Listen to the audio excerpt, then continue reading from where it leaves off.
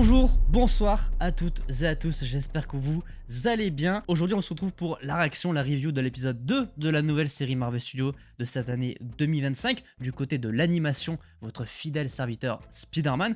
J'enchaîne les reviews, puisque là je sors tout juste de la réaction à l'épisode 1. On enchaîne avec l'épisode 2. Hâte de voir un petit peu ce que Norman Osborn va proposer au personnage de Peter Parker et ce qu'il va essayer de le prendre sous son aile. Ça paraît assez évident. Que cache-t-il vraiment derrière cette rencontre avec Peter Parker? Je vous propose qu'on le découvre possiblement dans cet épisode 2 et on y va.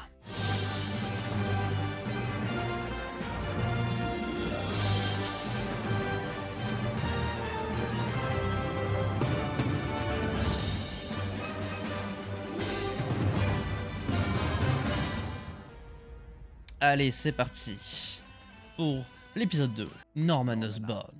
On reprend à la rencontre. Il est méga célèbre, il est surtout méga riche.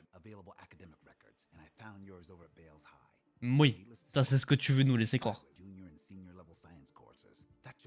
À mon avis, il cherche quand même vraiment à avoir ses compétences, mais pour un truc un peu malsain, finalement. Quelle rencontre. Ah. C'est comme ça qu'il récupère l'appareil photo. Pour faire des photos de lui-même, hein, évidemment. Il est pas forcément très populaire en réalité. Hein. C'est peut-être un mec hyper connu, mais bon, pas très apprécié. Ok, oui. Des gros dossiers de méchants, surtout. Oh, le mec égo à fond. Je suis mort. C'est idyllique. Oh, ok, on a quelqu'un du Wakanda, c'est trop bien. On a Amadeus Cho. On a Amadeus Cho.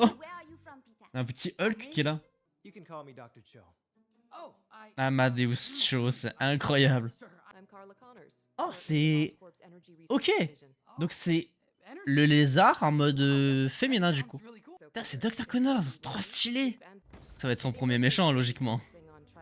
Et du coup, on a le lézard. La lézarde, je suppose que ça se dit. Est-ce qu'elle va être méchante ou pas, du coup? Je me pose la question.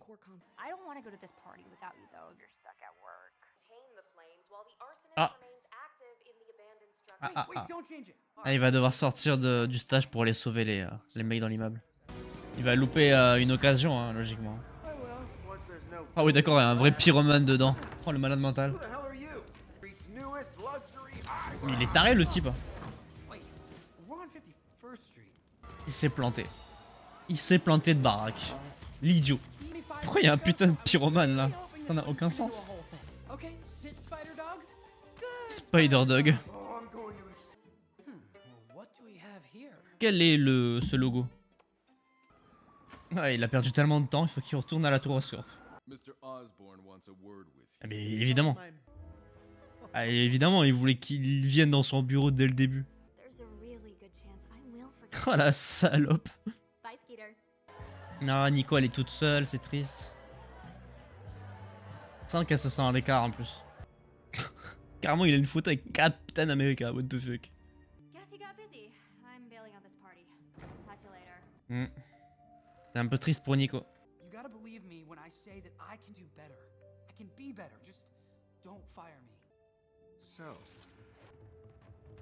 Oh, il s'est fait cramer instantanément. Oh, il s'est fait instant cramer. C'est exceptionnel. Ah, je m'attendais pas à cette fin. Pas du tout même. Ça, c'est une fin d'épisode. C'est quand même une fin d'épisode sensationnelle. Non, mais parce que dans le schéma de construction de cette fin d'épisode, pour moi, c'était un mode. Oui, bon, il fait genre, t'as fait une gaffe, tout le monde dit que tu vas te faire engueuler, que tu vas te faire virer. Et au final, en fait, c'est mode, waouh, prouesse technologique, bravo, t'as bluffé Madame Connor. Et vas-y, je veux que t'aies un poste plus important. Ce que t'as fait aujourd'hui est trop bien. Généralement, c'est un peu comme ça que ça se construit scénaristiquement parlant.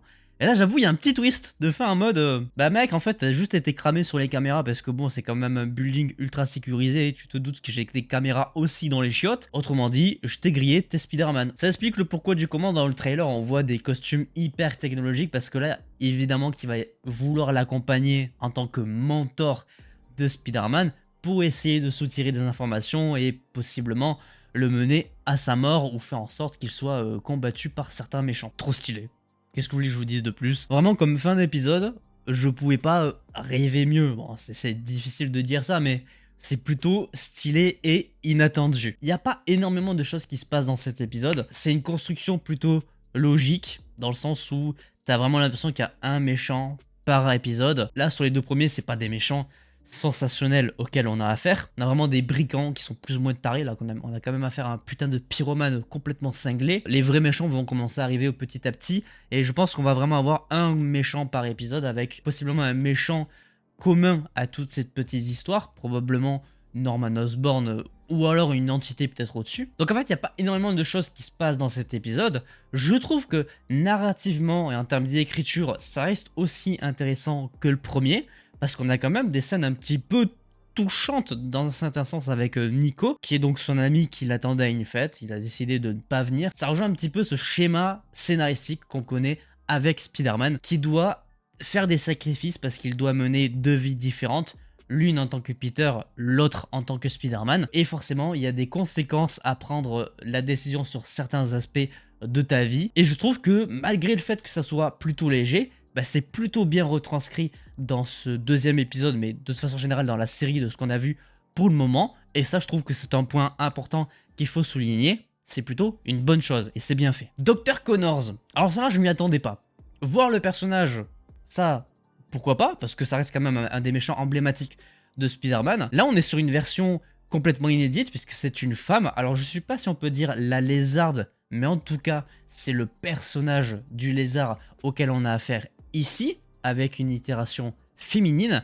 Je sais pas si on aura l'occasion de la voir en tant que monstre, mais si ça arrive, ça pourrait être intéressant, et ça serait plutôt cool de la voir combattre Spider-Man. Dans tous les cas, ça resterait une bonne chose. Et en fait, ça rejoint la logique des choses. Elle bosse pour Oscorp, comme le faisait le lézard de façon générale dans la plupart des multivers. C'est quand même un méchant emblématique parmi la longue liste de méchants de Spider-Man. On n'en apprend pas forcément beaucoup plus sur les vraies intentions de Norman Osborn, mais en tout cas c'est un mec bien égocentrique, bien comme il faut, comme on l'a vu avec sa publicité idyllique, utopique. Et j'allais oublier de parler de Amadeus Cho, parce que là on a un personnage de l'univers de Hulk qui fait donc son apparition dans cet épisode-là, pour la toute première fois du côté de Marvel Studios. Donc on a Amadeus Cho qui va probablement, j'espère en tout cas, faire quelques apparitions avec la version Hulk. Ça serait cool, parce que là, si on peut avoir des scènes de combat d'un Hulk en animation avec Spider-Man à ses côtés, ça peut être vachement cool. Moi qui partais avec un a priori sur cette série, bah pour l'instant, je suis vraiment gâté. Ces 2 premiers épisodes sont de très bonne qualité.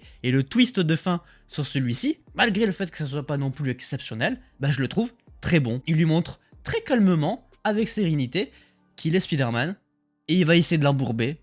Tiens, je vais te donner des nouveaux costumes, tous aussi stylés les uns que les autres, mais derrière je vais te mettre une douille de la taille d'une planète. Ça c'est évident, c'est Norman Osborn tout de même. Bref, du coup je vous donne rendez-vous la semaine prochaine pour découvrir les 3 prochains épisodes qui vont sortir en même temps sur Disney+. On fera évidemment 3 vidéos réactions différentes pour ces 3 là. J'espère que celle-ci sur l'épisode 2 vous aura plu. N'hésitez pas à laisser un petit pouce bleu si c'est le cas, à vous abonner, à activer la cloche pour ne pas manquer les prochaines vidéos. Et sur ce, évidemment, portez-vous bien. C'était votre Captain. À la prochaine.